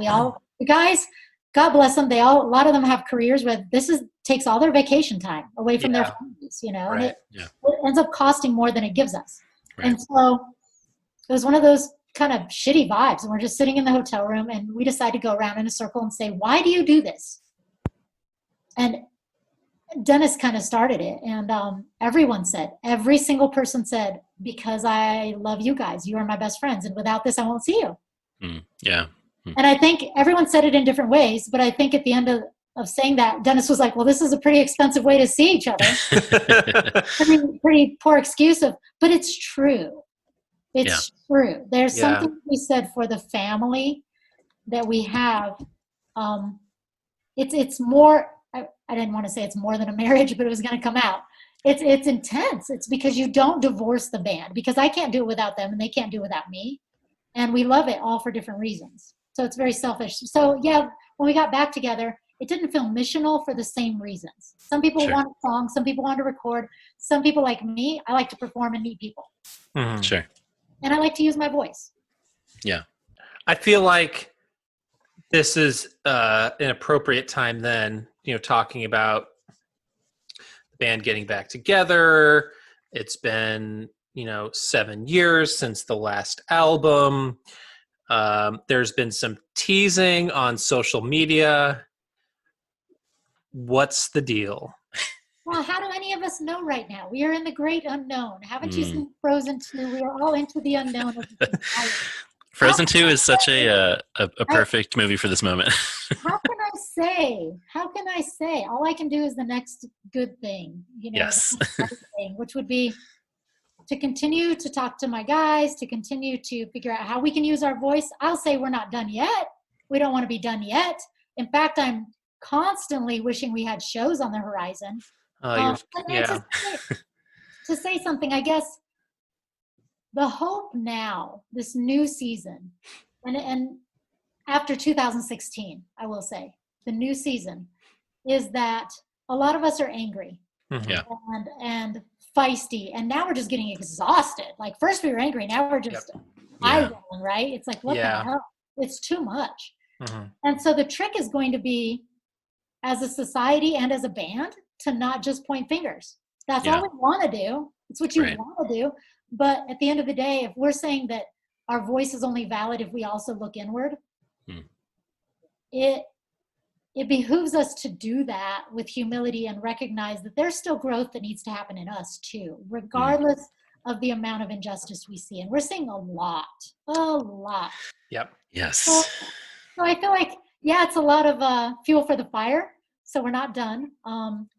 But I hope we're also not done in looking in the mirror, because that'd be a sad day for us. Yeah. So what you're saying is Cornerstone next year confirmed, is what I'm hearing. Actually, the last Cornerstone, they set a ship on fire. They did the Viking ship. It went into the lake. They had, everyone came down. We had, candles, and then they had like arrows of fire, and they shot them at it, and we watched it burn. All right. So not confirmed. It can't happen. Well, yeah. Well, I'm hearing that you are single-handedly bringing back Cornerstone. And it's already, there's headlines I'm seeing on Twitter already that it's happening. Yeah. Hashtag Cornerstone, Leanor confirmed 100%. Yeah. I feel like the world needs Five Iron in this moment for the reason that you're naming. Like, we want to hear from all of our favorite artists who wrestle with this stuff right now. But what you're naming specific about the band that we love is like what we need to hear more of. I mean, like, we're all angry and it feels good to channel that anger in different ways, but I would also love to hear what you guys have to say in this moment about how to be introspective, about how to be angry, about how our faith or approach to life impacts that. So anyway, I just feel like you naming that made me more excited about the possibility of it happening at some point. Well, and also in this moment, in this quarantine, as far as this pandemic, that's even getting me thinking about writing a song about this. Like, how do I even go about writing a song about why would I want to hoard and look after my own little nuclear family when I'm part of a bigger, beautiful society? And I'm asking for Bad Religion inspiration. Like, how do I broach such a big subject that I know that will be an anthem, and it's dying to come out of me. It's a lot of pressure, to be honest. It's a lot of pressure to be like, I know I want to say this and I know I feel it. Can I do it? Can I do justice to this theme? Yeah, totally. That wrestles with me too, and it can almost be a little paralyzing where I sit down with pen and paper and the voice memo, and I'm like, in some ways that's why when Scott and me and Andy did the Fast Feeling, that's why it was cathartic, because no one knew who we were, so you didn't feel all this pressure lyrically. It was like, oh, that sounds good, that's what we want to say, let's say it. Well, maybe 10 people will hear it. Cool. Well, I hope that you have another moment in the middle of the night where you write something on a piece of trash and wake up and you have that song ready, because I'm like, I want to hear that song. Okay, I'll work on it for you. I'm super psyched about that. I mean, but it's also not a far cry from a lot of the lyrics on previous albums, calling out consumerism and capitalism and just the me way of approaching life, and the selfishness of our system that we're seeing fail millions of people right now. And it's heartbreaking to watch at a distance. Did you guys notice, because I didn't listen to all your podcasts, but one thing that was fascinating to me was, well, you haven't gotten there. You haven't gotten to the new one, have you? Not yet. Well, one of the things to me that is the most fascinating is that when we wrote Zen and the Art of Xenophobia, when Reese wrote that and when we did that video, was pre-2016. Yeah, that's wild. And it blows my mind, the prophecy I honestly, I watched that video and I'm like, how did he have, I mean, maybe because he lives in the South, how did he have his finger on the pulse of what was going to happen? We talk about the prescience of a lot of the Five Iron songs and a lot of Reese's lyrics that we're just like, it's amazing. A little bit above the time, before the time. No, for real. It's freaky, but like it's but those are the kinds of songs, the speaking truth to power and just not giving a shit about like, so I don't care, whatever, we're gonna do the art of xenophobia, and we're gonna do God Hates Flags, and we're just going to call a spade essentially, and call people douchebags. It's like, just tell it like it is, in a way that's like sticking up for the oppressed. I mean, that's what we need more of. And there's a place for finger pointing albums. Suicide Machines just dropped an album that's just like, they ran out of fucks to give, and and there's a place for that. Those bands that are just like, we're pissed, and so we're gonna tell you about it, and if you're not lit, we're gonna scream it, and you better hear it, and we need to do something about it. But there's a blend of like introspection and identifying the root causes of injustice. I think without the looking inward, because I had the opportunity to I produced one album in my life, and it's a band called Jump Ship Quick, and there were these guys. They're the most beefy Christian guys, like muscles, right? Yeah. And out of the blue, they asked me, and I had never produced an album in my life. And there's these like masculine, conservative Christian guys, some from Canada, some from Denver, and they're like, "Well, Jeff, would you produce our album?" And I'm like, "That is the most random thing I've ever heard in my life." Yes. Yes, of course, right? Cool. Fly me to Canada. So I did some of it here, and then they flew me to Canada, and I did some of it there. But they let me look at the lyrics, and they sent me 36 songs. Wow. We hate Hollywood. We hate abortion. We hate this. We hate that. We hate this. We hate this. And I was like, first of all, it's going down to 16 songs or so. So these ones I'm not even dealing with. These ones, I was like, I think I really felt that my job was to help them find the inner finger pointer, Mm-hmm. Right. And every time I do it, they'd be like, they were confused by it, because they would say, this is how they saw it. They'd say, yeah, but that part's getting a little feminine. Mm-hmm. And I was like, well, it's not feminine. No, it's not. You think it's weak.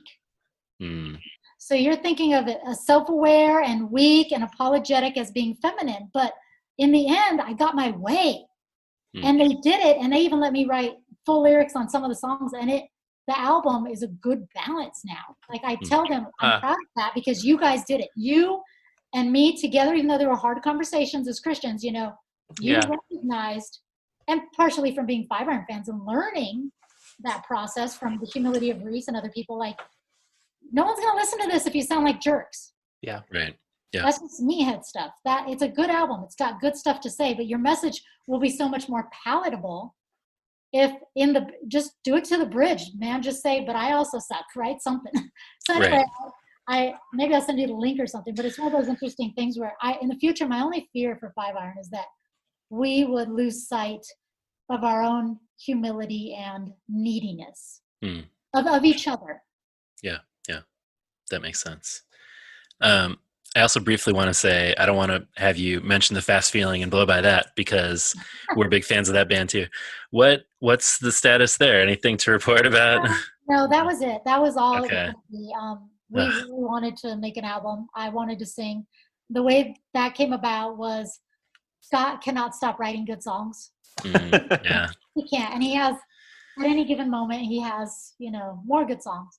And so he had sent tons of songs out and had gotten the response rad and not rad. I won't say from who.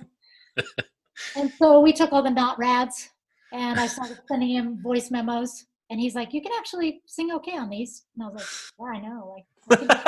Like, I can do melodies. It's just that I only get like every 20th song. So it was fun. And then Andy actually took a big interest in lyric writing. So a lot of those lyrics, which is interesting, the juxtaposition of my tiny voice And his mighty lyrics Uh-huh.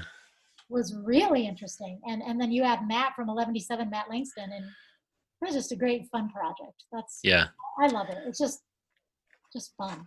Some bangers on there. Some bangers for sure. Yeah. I think the world needs more. The world needs more Leanor vocals out there. So. All I really want to do, if I had my way, I do want a dance party some night. Some night I just want to look at a bar and do a fast feeling dance party. Yes. And costumes with a real good sound system. Like yes. We are booking our tickets presently. Yep. I did this Robin quarantine dance party on Instagram the other night. And it's like these DJs who, this is like a thing that they do. They organize these online things. And this was like all Robin themed. And it was such a fun time. And so I'm saying the fast feeling online dance party should happen during the quarantine. Okay, maybe so. Anyway, so you talked about a little bit about Bad Religion being your favorite band. And so on Facebook recently, there's this thing with people talking about influential albums, some of their favorite albums, and the whole thing is you just post the cover with no context. I hate it. I just want to say so much. I know. Right. So here's your opportunity because you posted Against the Grain by Bad Religion. You posted Rain Dogs by Tom Waits, which is one of my favorite albums of all. Let me sing it, dude. I can sing it so good. Oh man. Please post that. Please, yes. I love the album. I love Tom Waits so much, and I love Bad Religion so much. And I wanted to hear some of your early musical tastes, because when did you first hear Bad Religion or Tom Waits, or what were you listening to when we were listening to you when we were 13, so what were you listening to when you were 13? Was it these bands? I was on a confused trajectory because one thing that I think also people take for granted, and I also never know how to say this, but I didn't grow up around white people, and I don't mean to sound it sounds weird, but my whole life, I have both of my parents are Mexican American, first generation, and all my dad is one of 7, my mom is one of 5, and all their siblings married Mexican Americans, and all and so I have 50 cousins that are all Mexican, and I grew up with Motown from my dad in the music room and Tejano music, Selena, sure. Just different Mexican music. Sonny and the Sunliners, Tierra. If you look, there's Tierra is a band. It's kind of like lowrider music, like gangster Mexican lowrider music. Was that one of the albums that you posted? Yeah, City Lights. It's like all these Mexican guys in LA. Listen to it because the horns are off the hook. Cool. Right?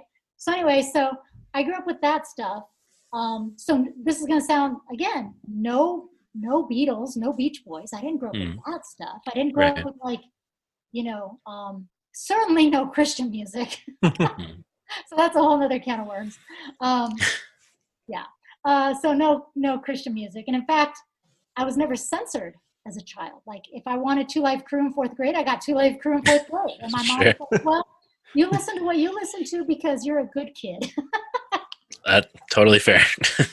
Right. And so, my trajectory was supposed to be rap, you guys. And I tried. I really tried. Man. I can rap all of Colors, right? By IC. I know every word. Yes. I grew up with New Edition, Boys to Men, Troop, even Too Short, some of the nasty stuff. Oh, man. That was MTV Raps. I can do the Ed Lover. I can do the Flava Flav. I was Yo MTV Raps. I was not Headbangers Ball. Sure. Then I got my first crush. And I was in 9th grade, and he was in 10th grade, and his name was Pete Hernandez, and he was a Mexican drummer. So I only dated Mexican guys, too, ever. And so I could jump the fence, he lived behind me, and go watch Headbangers Ball. Then my world opened, right? Ricky Rackman, suddenly the score. Yes. These guys dressed like women were hot, really hot. Like Motley Crue. This was just Testament, Queen's Life, all this stuff. Just double bass pedal was killing me, right? And from there, you went a little weird because then here comes the 90s. I remember the first time on my headphones hearing Nirvana. Mm-hmm. and just something like Nirvana and Hole and the Singles soundtrack, if you remember the Singles. Oh yeah, Single. totally. Pearl Jam, some of that stuff, grunge, right? Smashing Pumpkins. And one day I was wearing a Primus shirt, and here I'm getting there. I'm sorry, I'm not to the punk rock. Coming, This is great. Right around the corner. I'm wearing a Primus shirt. I look like I do now, long hair, some jeans. Maybe I had some combat boots on, and they said Primus. They had Primus painted on them. Nice. Walking around the corner at Denny's in Greeley, Colorado. I was about 16, and this dude with a mohawk says, "What do you think about flag burning?" And I stop, and I sit down, and within 2 months, I have a green mohawk. I'm at my first Bad Religion show with Kerplunk. It was Green Day. They had recently released Kerplunk and Mighty Mighty Boss Tones. I had Cherry Red Docs. I would listen to No Effects, Offspring, all this stuff, and I had been full on indoctrinated by White Trash, Two Heaves and a Bean, and I loved it. Yes. I loved it. I was drenched with the ideology was already there. Yeah. It was just waiting to meet I was waiting to meet the music that I already had the background for, if that makes sense. But see, this was the punk rock Denny's, and this is when we were all really poor and bobbed around writing poetry all night long and smoking cloves. And, nice. playing Magic and D&D, Yeah. And I was one of those girls, and I knew he knew I was right. I was ready for punk because of my Primus shirt, but I didn't know it yet. And so, and what's interesting is he was a Christian. And so not only did he take me into this punk rock world, but he was like, Jesus is the ultimate FU, right? Like you think it's all about you, and he's saying it's all about someone else. And so that even then I started meeting all these people, right? And then I learned about the first Christian bands I ever learned about was Mortal. Did you ever hear about that one? Yeah. I think we've talked about them, haven't we? Maybe we did. It was like industrial. It was like Front 242 kind of industrial band. But anyway, I started learning about all of that stuff. I know it's a long, but okay. So let me say something about Bad Religion. Yes, please do. What I like about Bad Religion. When I was in high school, they had we didn't have Google, right? So they had this dictionary that was probably like hundreds and hundreds of dollars, and I stole it. And I stole it so I could understand delirium of disorder, because I don't understand, these words, and I need this to know. So anyway, it helped me inform what I believed by giving language to what I did not believe. Okay. Until you're presented with an argument, you don't know what you believe until it's like, oh, I don't believe that. So what do I believe? Right. I want to counter that, but I don't yet have the language. But songs like Entropy, why is the world fallen? Why do the dishes always need done? What is it about this screwed up world that goes from perfection to chaos, from life to death? What is it even about my own spirit that does that? And so certain things that they say like that gives me language to my belief system, and is very helpful for helping me inform. And it really is. It's a kick in the pants to go deep with Bad Religion, right? With any person. Yeah. But what about Tom Waits? Oh my gosh. Well, Rain Dogs, Dennis was driving the school bus, and it was late at night. And I think we were going through the Salt Flats, and we sailed tonight for Singapore. And all this stuff. And I'm like, we're on the freaking moon. I'm like the only one awake. And I'm like, that's perfect. Happening? And just the sounds and the creativity and the place you go in your mind when you're there. That's my music, to be honest. And no one's heard this. You know how girls sometimes have a music that they get ready to? Okay, sure. You're getting ready. That means you're going to shave your legs. You're going to do makeup. You're going to get ready. Yeah. And it can be like you might need 2 glasses of wine to get ready. That's something good going on. Tom Waits' Rain Dogs is my get ready music. Yes. That's get ready. We're going out. That's awesome. Yeah, you're going to clap hands. I am. Gosh, who says, and my daughter, she's 12, and she loves it. She's like, independent on a hog on ice. Yes. Who says that? Chinese. Oh man, that rules. My kids compare him to Cookie Monster, but that's fine. We talk a lot about how for me at least, he's like my number one. If he ever plays a show again, I will travel there to see him. I haven't either. He hasn't played in forever. I have a Tom Waits Google alert. Just call me. Yes, I'll get I have Tom Waits concert as a Google alert. Thank you for that. So I get an email anytime. It's like, most of the time it's like, this person who's played with Tom Waits or like who is inspired. And I'm like, ugh, get out of here. I don't care. The other one, though, that I posted the other day was Oingo Boingo. Yeah. Oh, cool. For 5-iron, you can probably hear some of the influence, but not only just musically, but lyrically too. They're deep. And Danny Elfman, he goes off and we'll talk about societal issues in a funny, laughy, giggly way, but he's like, only a lad, and some of these songs that, Dennis made me a mixtape of that, and I was hooked. He's like, you got to hear this. I was like, yeah.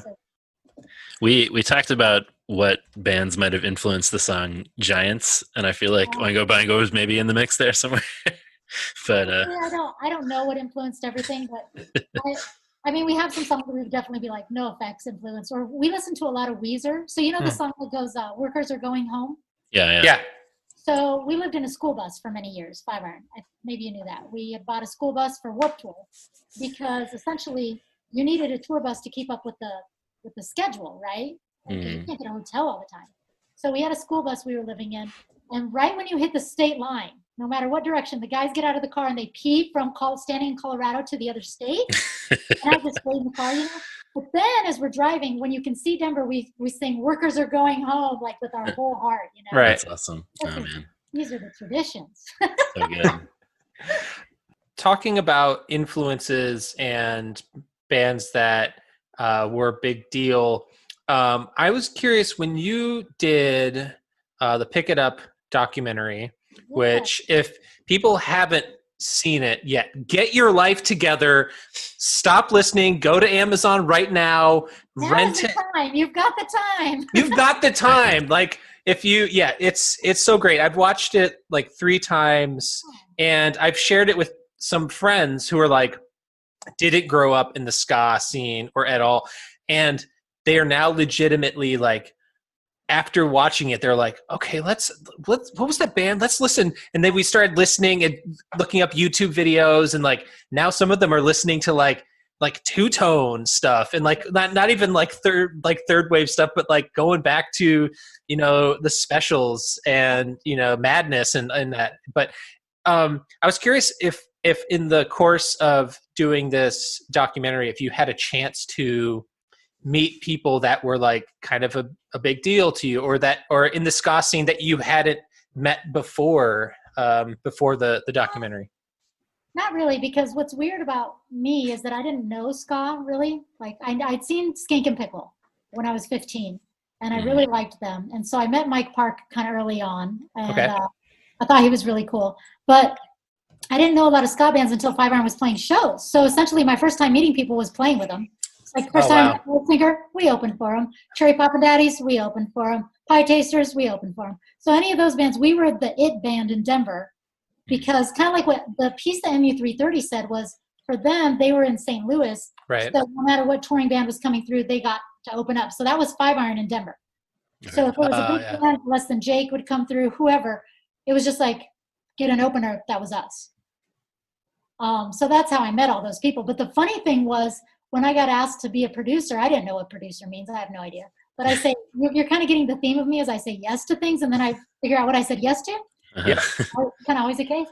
So they're like, will you be a producer? I was like, yes. What does that mean? I'm like, well, essentially, Taylor's like, I have this idea. I have a budget. I have, a good camera. I have, I know how to make a movie. You need to convince people that it's real, that it's legit, because you know them from back in the day.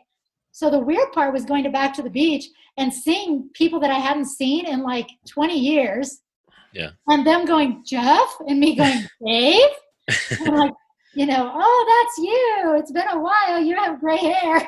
And then to see me more feminine and not like in an extra large Vision Streetwear shirt. With Chuck Taylor. They're like, oh, it's a woman, like a mom. It was cool. And I'd be like, well, come to a weird Airbnb with me. And we're really legitimately going to film you. Right. So it was cool because I got to basically tell, Les and Jake, like, this is real. I'll go pick you up. Let's do it. Big D, let's do this. Mustard Plug, a bunch of guys, just different bands. And it was like amazing to be like, I haven't seen you. How are you? Let's do this movie. Yeah.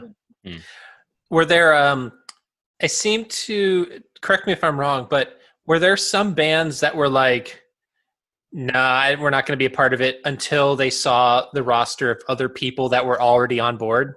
It wasn't that they said no. It was that we literally did not know how to get a hold of them. So one of the biggest things at the end was we were getting really close, and we were like, nobody we physically knew had a connection to Mighty Mighty Boss Tones. No one did. And so we're like, how do we, and I guess after Les and Jake started, tweeting about it, talking about it, then it was like, oh, this is a big deal. Now maybe somebody will open that email, right? Yeah. But there were certain bands that it was just like, I don't know how to get a hold of these guys. It'd be cool if I did, but I just don't. And so you don't have Dickie's phone number. Just be like, "What up, Dickie Bucket, B?" I know Bucket from the Toasters. There's a bunch of bands we used to. Well, Ska Against Racism. We toured with a lot of people. Yeah. And I think the other part for me, good or bad, but like being a female, people would remember me. Sure. Because like in Ska Against Racism, I was the only female out of 36 musicians. Wow. Yeah. Right. So on tour for 3 months. So they would remember me as opposed to like, someone else in a different band. Not saying that they wouldn't remember their friends, but I'm just saying it kind of is like, oh yeah, I remember you. Yeah. Less women in the scene for sure. Right. Yeah, that makes sense. I don't have any more Pick It Up questions, but we are going to do a special Pick It Up episode of the pod at some point. So cool. We'll circle back there. If there's people we want to try to get on. Yeah, cool. I'll tell them you're a real deal and a real thing. All right, cool. Yeah, we're coming up on 2 years as a podcast in just a couple months. Yeah. That's true. Can I ask you guys a question? Yeah. Do you know where you were or what your reaction was when you heard we were getting back together? Were you listening in? Were you one of those people that donated in the beginning to the Kickstarter? Unfortunately not. No. So John and I have similar stories that I think we just like I was with the band through Boogaloo. That was the album. I still have the the CD booklet from that from when I bought the CD back in the day, and I think my ska and my following of a variety of bands just sort of like in the mid 2000s just started kind of falling. And it's not that I like stopped listening to the bands, it's just that I think once I entered college I was like, I need to like broaden my horizons and like, did you go to indie music? Yes, of course I did. So did I. I mean, yeah. I was like, I started, listening to, Iron and Wine and Death Cab for Cutie and, Bright Eyes for sure. Like, and so I was just like, I felt like that in, Sigur Rós, like these were all albums in my college years. Yeah. But there were, what's that? Sufjan Stevens. Oh, for sure. Absolutely. Yeah, definitely. Michigan, and Arcade Fire too. So, but all these bands were like, I started listening and I just dove deep into those. And I think a lot of the music of my youth kind of was still there. And when I would revisit it years later, I would like put on Hello Rockview and I'd be like, oh, this album still slaps. Why have I not been listening to this for the last number of years? And that was sort of the case with Five Iron. Like I was like, oh man. And as I got older and I revisited the records, they spoke to me in different ways. And so, yeah, but I sadly missed out on like some of that early Kickstarter stuff. And, yeah, that was a bummer that I did that.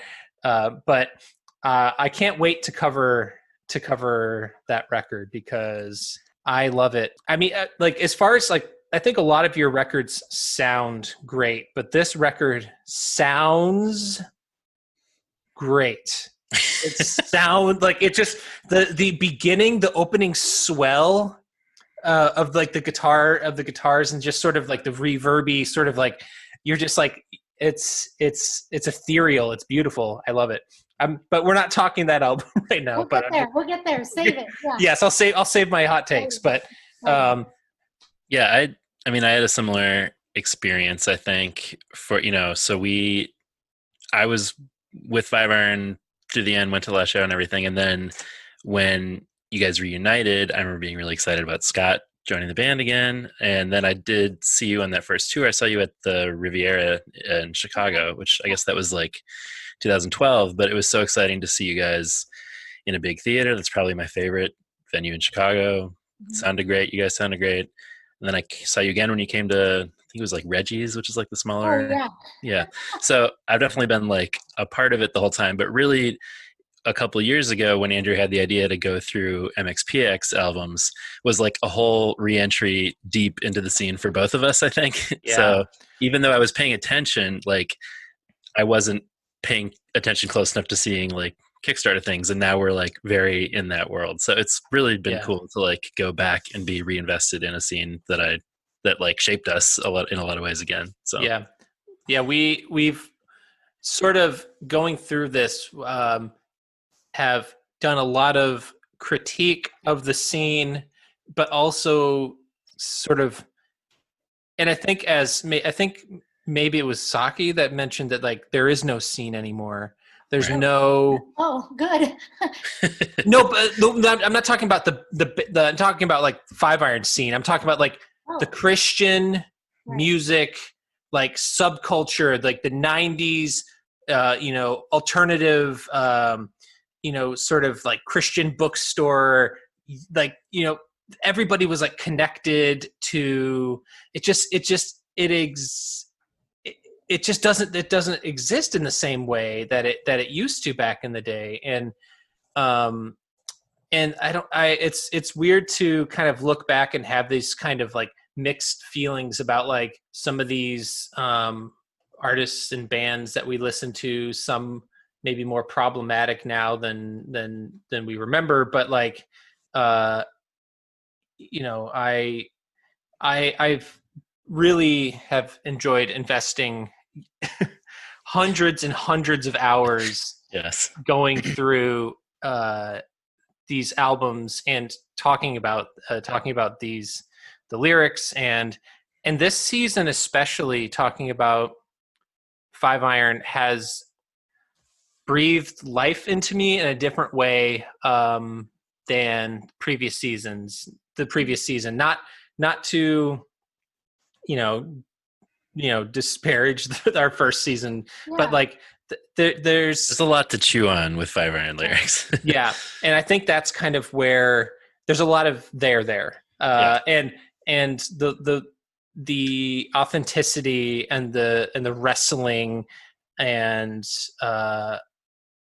it's where, I mean, that's kind of where I always am. I'm always kind of wanting to ask more questions than I have answers, and that's. And I think that's I come off of our recording these episodes always feeling a little bit like, high off the experience, because there's a lot to discuss, and it's but there's still more to get into. It's true.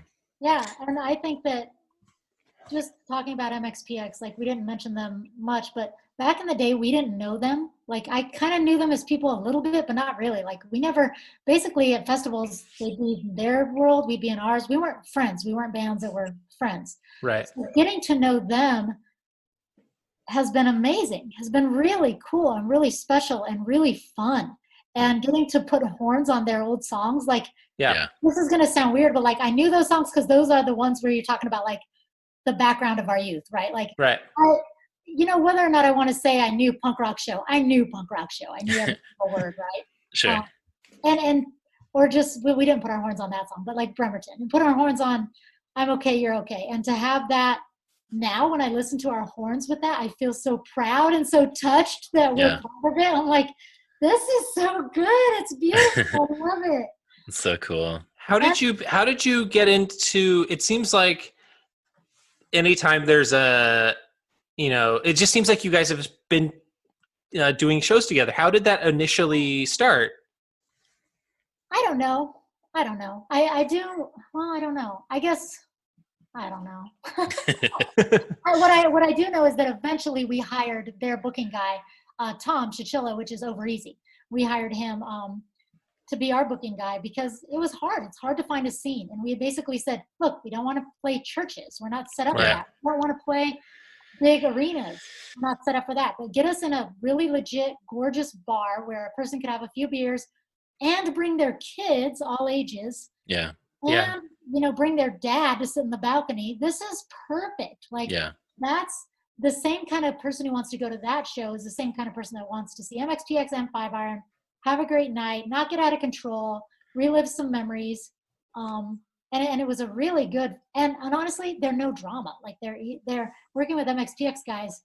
They're easygoing, mellow, very, your back room is our back room if you need it to be. Everybody's very kind, very sweet, very easygoing. And so it just meshed really well. Yeah, that's cool. And now I'm sad because I remember we're in quarantine. That will happen again. I got a message from Mike the other day. I was freaking out, and he's like, don't worry, it will happen again. I'm like, you are right. Thank you. Always a voice of reason. Yeah. I eagerly await when any concert will happen, but especially that one. Yeah. I mean, you've been very generous with your time. You missed your Howling at the Moon. Is there stuff that you want to plug or want to talk about that you haven't yet? I mean, we talked about the pod a little bit. Is there anything that you want to, spend some time talking about? No, I just want to thank all the people that are behind the scenes, because right now there's a lot of attention going to the musicians that are doing their live FaceTiming, but the sound engineers, the people that sell merch professionally, the people that, are the caterers, the booking people. I mean, the industry is in turmoil. Yeah. And regardless of whether or not the government's going to help, we should be helping. We need to be thinking about how to spend our dollars. And there's a lot of people that are just waiting in the sideline with beautiful amounts of talent and energy. And I guess I would say for this season, for all of us, what can this, I brought this up to one person because they were really feeling frustrated being at home. And I said, there was a time in 2000, well, it was right before we went on tour again, after we made the new album, Engines. And I didn't know all these songs, and I had to memorize So Far, which has a lot of horn parts. And I had to memorize, all these new 5 Iron songs. And so I booked myself a silent retreat for a week at a Catholic hermitage in the middle of nowhere. Cool.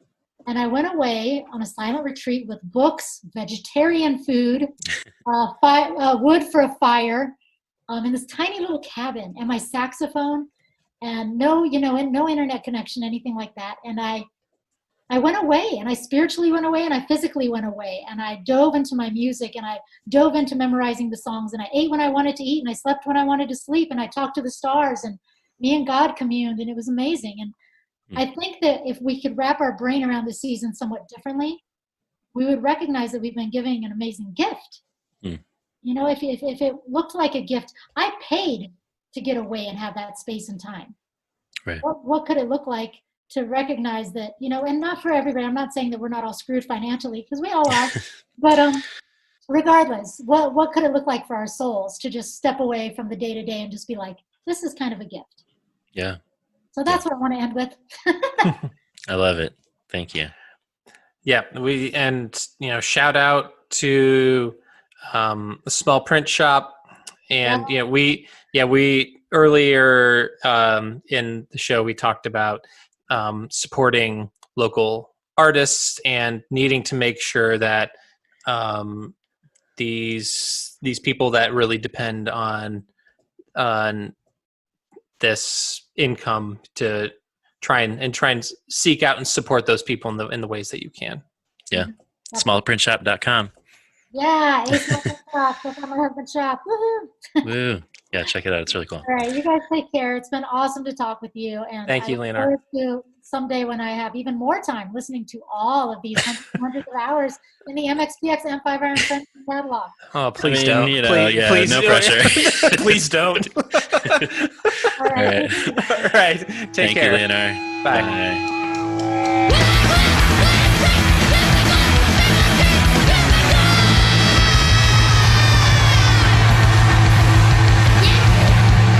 Yeah.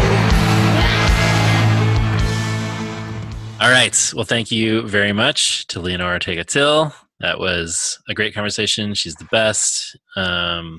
Go buy other bands' albums first. I don't know. Support her in her work. Heed her call to how we should behave in this time. Anyway, if you have things to say about this conversation, you can weigh in at Magnified Pod on Instagram, Twitter, and Facebook. Subscribe to the pod if you haven't yet already. Give us that rating or review on Apple Podcasts, Stitcher, Spotify, wherever you get your podcasts. You can also email us at magnifiedpod@gmail.com. You can also leave us a voicemail at 872-762-4763, 8727-MAGPOD. You can support us at patreon.com/magnifiedpod. Pick up some merch at magnifiedpod.storeenvy.com. And thank you to Leanor. Thanks to our shadow producer, Jason at Original Vinyl. And thanks to Heavy Ordnance Studios and Danny Leary for our artwork. Well, time is winding down. But only for this episode. We want you to be found enjoying the next episode. Oh, let me see his hands. Hands down, hands out. Let's go. Sounding something right here. Quarantine 2020. Everybody, let me see the motherfucking hands. We don't fucking want it. St. Paul, Teddy Hamm. Now that shotgun is sky blue. Orange beer's crispy as fuck. Grab a 30-pack, rolling 15 bucks. Call that drop to kick you right in the neck. This is a goddamn classic, show some fucking respect. Maybe quarantine, but I got hammies with me. Just zoom with the girl, now she poloing me. Mitch, Lindsay, Trump, Betsy, they all suck. You can't buy my vote for a measly $1,200. If you voted for that guy, then you're fresh out of luck. We got 10,000 links, but I'm all out of fucks. Pants down, hands out. So many things I love together.